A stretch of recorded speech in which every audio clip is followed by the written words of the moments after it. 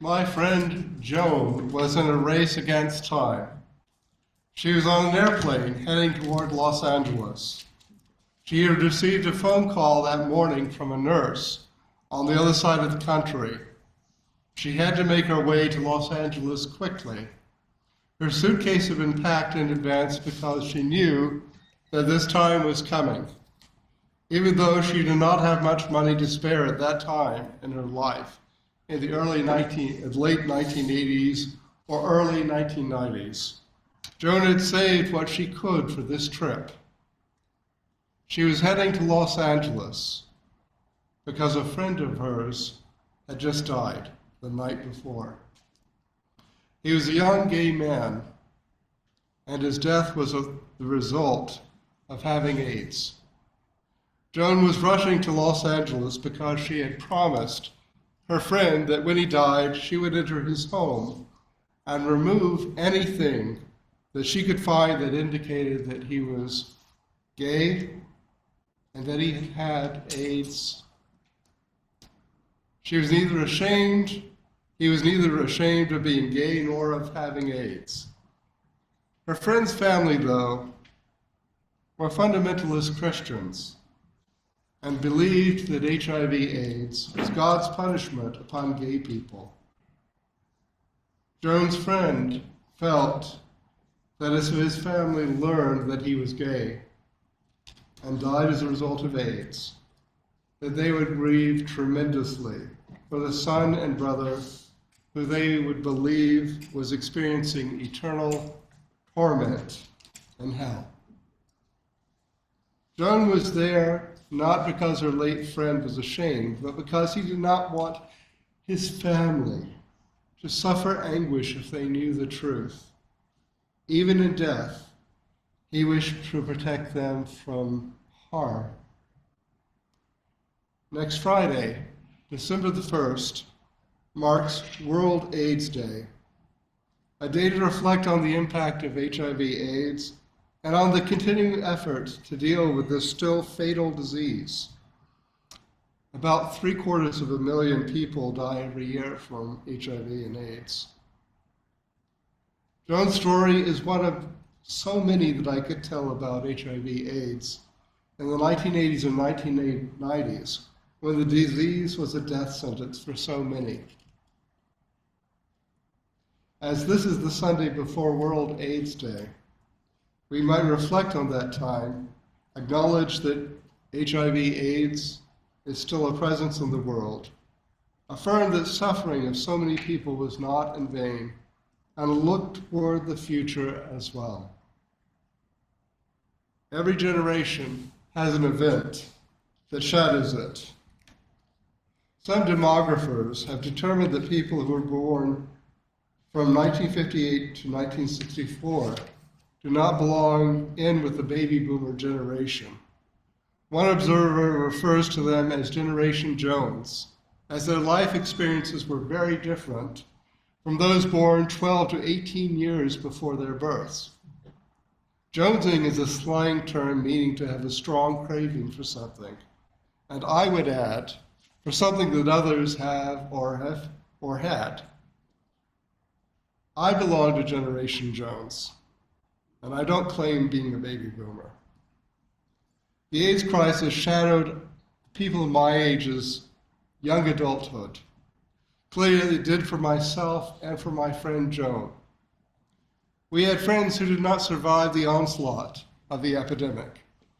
We cared for people our own age and younger who suffered from AIDS. We were cautious and learned about the newest information. We volunteered to help. We danced to songs about HIV/AIDS much as baby boomers danced to music about the Vietnam War.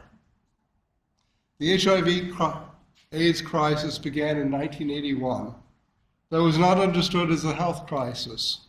At first, the disease was a scientific curiosity, and one source in San Francisco referred to it as gay pneumonia. In May 1982, the New York Times reported that some researchers were calling the disease gay-related immune deficiency, GRID. The term deepened the public perception that AIDS affected only gay men, In September 1982, the CDC used the term acquired immune deficiency syndrome, AIDS. Later in 1982, it was reported that infants born in New Jersey had symptoms similar to those of gay men with the disease. The next year, it was reported that women were also catching AIDS. Later that year, it was announced that intravenous drug users and Haitians were also experiencing AIDS. A poll taken by the Los Angeles Times that year found that a majority of Americans favored quarantining people with AIDS. In 1986, the term HIV, human immunodeficiency virus, was introduced to identify the virus that causes AIDS, and people were referred to as HIV positive if they have the virus, whether they were ill or not. This brief history of the early years of the HIV/AIDS crisis does not convey the very social element of those years. Gay men were refused treatment by their healthcare providers. Physicians, nurses, and other medical professionals neglected care for gay men or men who were suspected of being gay in hospitals and other facilities.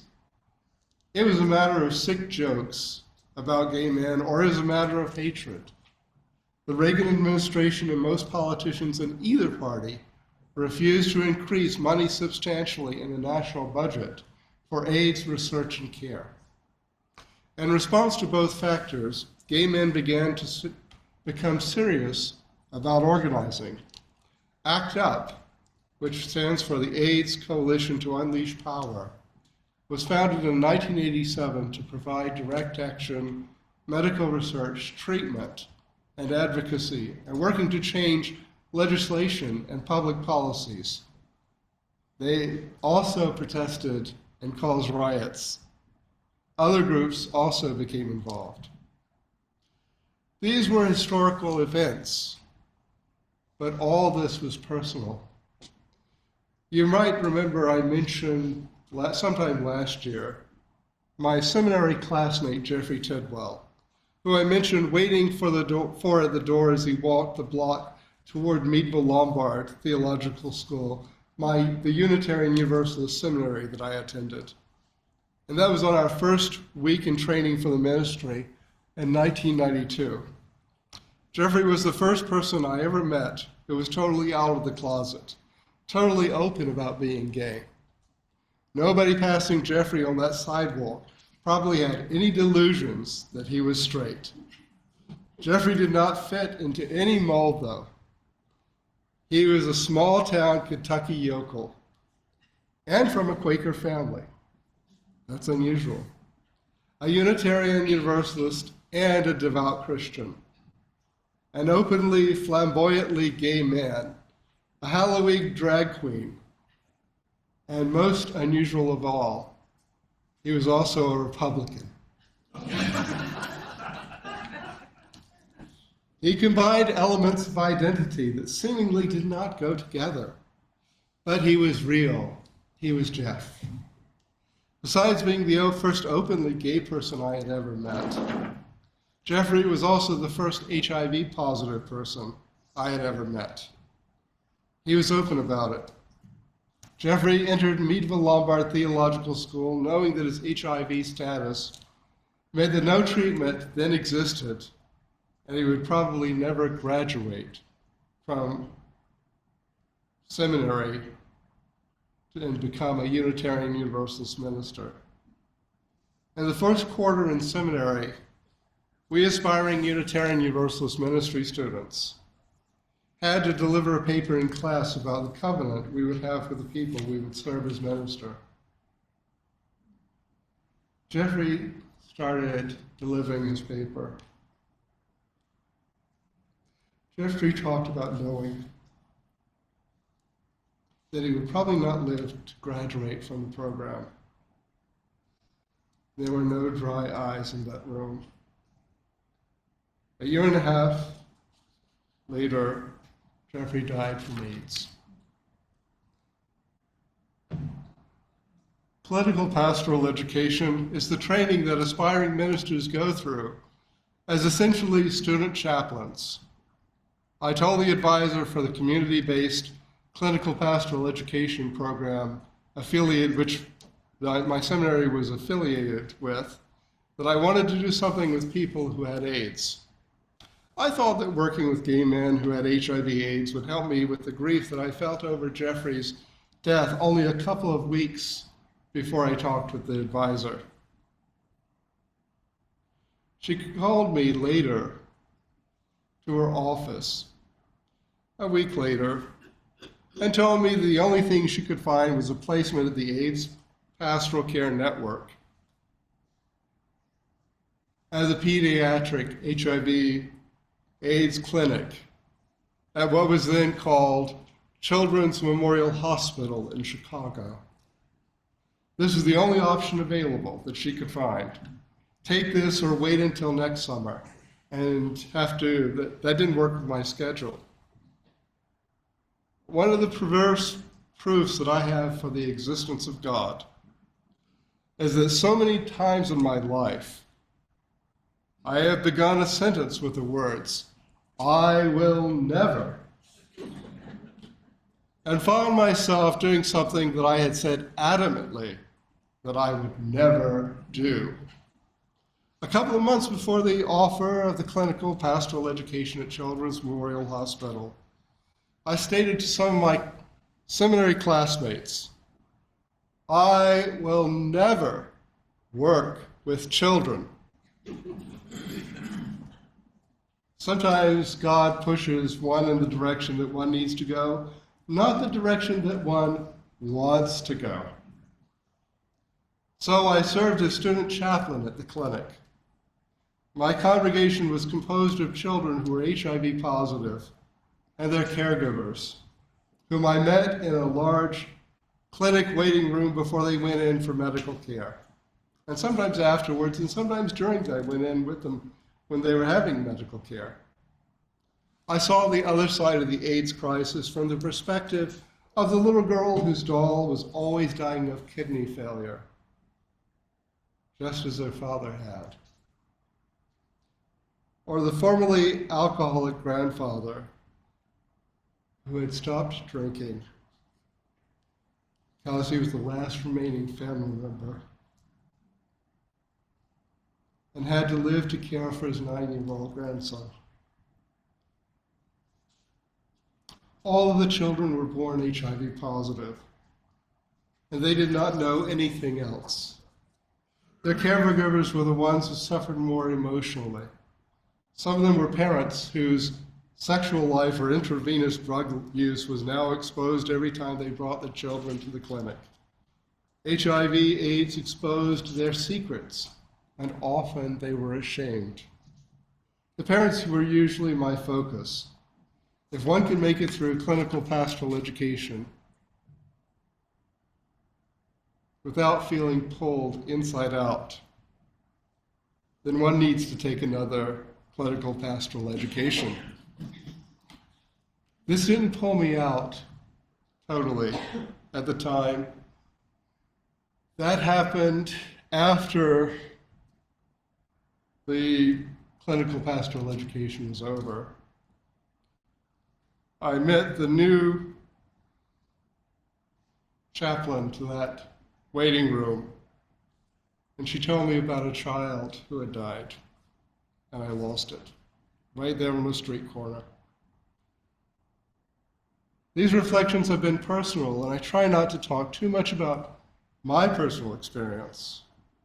For people who were involved in any way with those who had HIV/AIDS when it was a death sentence, the emotions are still there, even after the passage of many years. It was a time when so many religions turned away from anyone who was HIV positive. Many Unitarian Universalist churches and organizations were to provide help. I am so grateful to acknowledge that this morning. HIV/AIDS is still with us, and we need to recognize its presence. With better treatment, most people who have access to good health care can live mostly healthy lives. About 1.1 million people in the US are living with HIV today, and about 15% of them do not know that they are infected. The largest group is still men who have sex with men. Treatment is prevention, though. If people who are HIV positive take antiretroviral treatment daily and achieve and maintain an undetectable viral load, then they cannot sexually transmit the virus to others. Additionally, PrEP, pre-exposure prophylaxis, can reduce one's chance of getting HIV from sex or drug injection. On this Sunday before World AIDS Day, it must be acknowledged that AIDS changed American society. I remember meeting gay men in the 1990s who told me that marriage equality was neither wanted nor going to be granted. Some viewed marriage as an inherently heterosexist institution, with some stating that it was only good for assuring responsibility for children. Some of the women I met believed that marriage would always reflect the sexism then as an institution. Remember that even in the late 1990s, the proportion of Americans who supported marriage equality hovered around 15%, according to polls. I also remember in the 1990s talking with people who believed that gay and lesbian people would never be accepted by the larger society. A book was published in 1997 entitled Families We Choose, Lesbians, Gays, Kinship, that found that because so many biological families rejected openly gay and lesbian members, the gay, lesbian, and gay people were compelled to create their own families from friends and lovers. Today, these ideas seems kind of dated. Granted, some biological families do reject their lesbian and gay members, but it's not as prevalent as it once was. The truth, 60% of Americans nowadays are in favor of people of the same gender getting married, having the right to marry. That doesn't mean that all are. Some people who are gay or lesbian probably are still not permitted by their families to interact. What changed? AIDS was probably a factor. It seems in the 1990s that so many people started coming out of the closet. For many in the gay community, AIDS was traumatic. They had witnessed people they cared about ill and abused by systems that clearly did not value their humanity. They felt loss and desperation. When ACT UP was founded, it intentionally meant to disrupt American society, to yell until the plight of gay men with AIDS was noticed. There was a feeling at the time that unless people caused a nonviolent ruckus, the gays and lesbians would be consigned to the shadows. American society wanted them to disappear or to die, or at least some people felt that way. As Holly Near's song says, though, we are singing for our lives. I remember that hymnal came about in the 1990s. AIDS brought desperation. Some people lost dozens of friends. Some decided that staying in the closet would not help change society and became open about themselves. And they helped other younger lesbian, gay, bisexual, and transgender people also affirm their identity by setting up systems that permitted more openness. Those social movements were brought about by diverse factors, and the AIDS crisis was undoubtedly only one of them. Everything is under threat now, as it always has been. There have always been those who oppose change. As the late Supreme Court Justice Ruth Bader Ginsburg used to say, the pendulum always swings back. If there's anything to be taken from the suffering of the AIDS pandemic, it is that it and many other factors led to a better world. In 1992, when I met Jeffrey, marriage equality seemed an impossible dream. In 1992, I did not think that my theological school classmates, or I, or anyone I knew, even Unitarian Universalist circles, would ever have imagined that in 2023, the American Secretary of Transportation would be an openly gay man, married to another man, bringing up 2 children. In 1992, even among the lesbian and gay people I knew, transgender people were rarely mentioned. And now major institutions have policies protecting their rights. 30 years ago, this seemed impossible. If we ever feel that nothing changes, remember that Western civilization reversed more than 2,000 years of cultural norms in a mere 30 years. We are still involved in the struggle in terms of the rights and attitudes towards so many people, and we need to work further for people on issues of race and so many others. But on this Sunday before World AIDS Day, we can affirm that the lives lost by so many people, gay and straight, men, women, and children, people in differing races and cultures in this nation, were not in vain, but contributed to a growing awareness of the need to enlarge our culture to value the identity of all. If we are ever despondent over temporary losses, let us remember that our society will change and can change. Let us keep the vision of a beloved community forward in our thoughts and move toward the light of a better day. Arthur Ashe was an African-American tennis player who caught AIDS from a transfusion when he had a surgery. He passed away in 1993.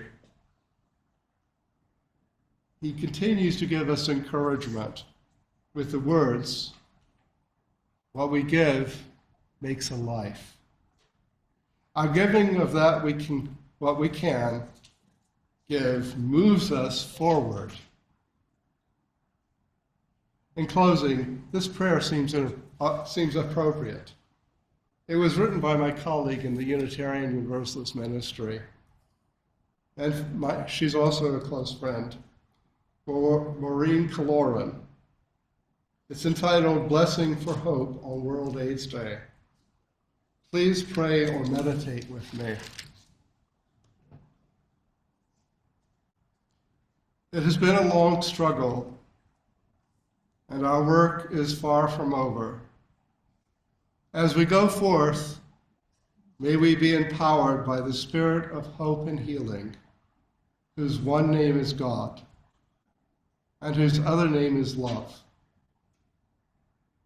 May the blessings of love be upon us and within us. May love's truth be upon our vision. May love's wisdom dwell within our hearts. May love's persistence inspire our lips. May love's gentleness give comfort to our bodies. May love's gratitude accompany our sleep. May love's healing be a balm for our brokenness. May love's serenity give peace to our weary souls. May love's confidence energize our minds. May love's challenge keep us faithful, faithful in our struggle, faithful in our conviction that love and justice and hope will ultimately prevail.